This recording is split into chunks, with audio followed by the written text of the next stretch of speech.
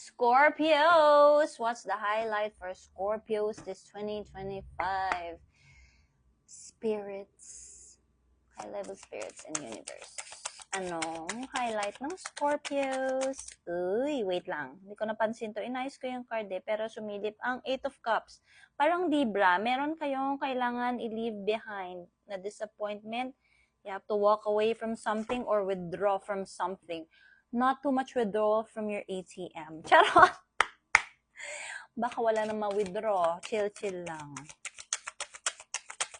O, diba? Na-sense ko agad, wala pang masyado. Ay, nahulog. Na-fall na naman kayo, no? Kaka-start lang ng year. Okay, lack of faith.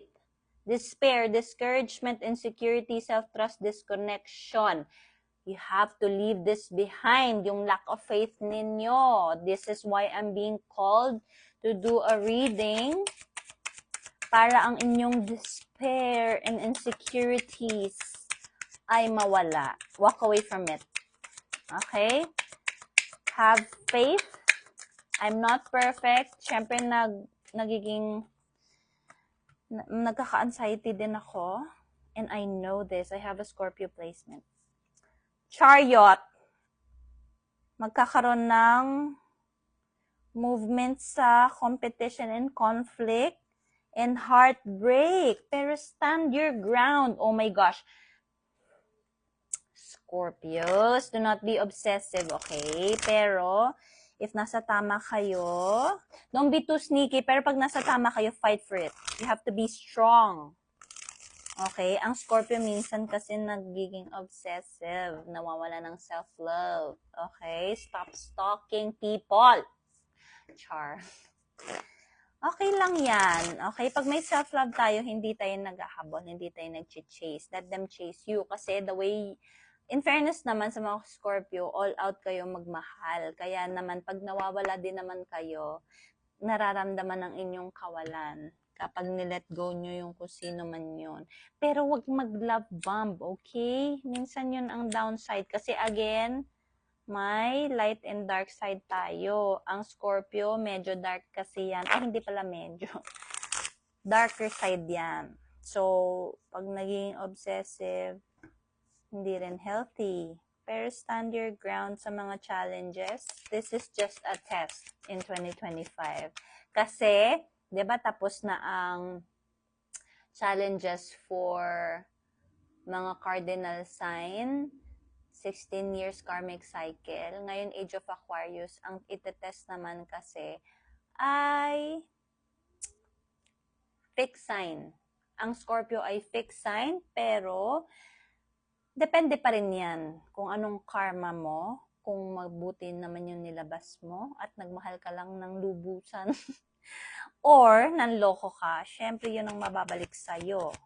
So, kung heartbreak ang binigay mo, heartbreak din ang ibabalik sa'yo para maintindihan mo yung taong niloko mo. Kung good naman at nagbigay ka at ikaw ang niloko, this is your time to shine. Okay? Magkaiba naman yung lesson sa cardinal signs.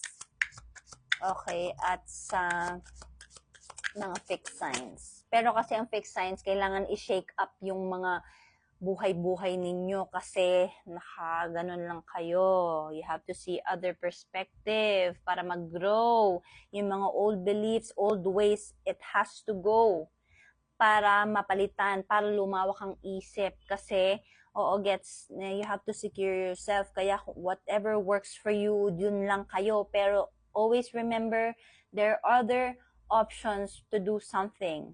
Okay? Kasi nag-evolve ang mundo, especially Age of Aquarius.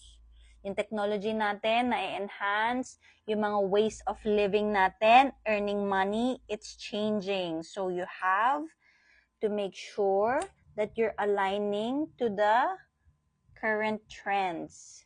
Hindi tayo pwedeng mag-stuck lang. Ayan, may tower moment kayo. I-shake up yung things na hindi nyo binabago.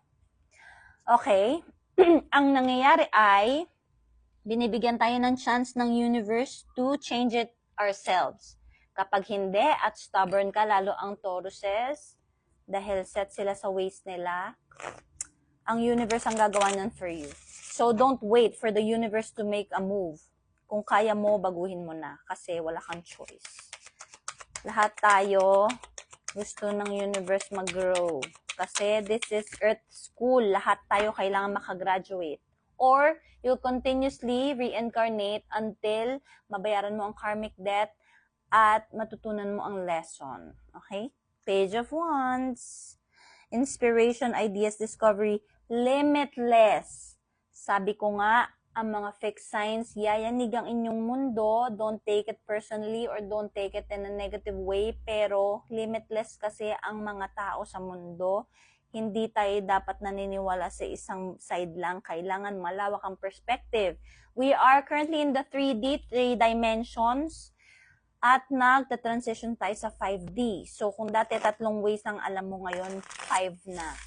Ino-open ka sa ibang ways of living. So, hermit, mag-soul searching ka, introspect, contemplate, seek guidance, meditation from within.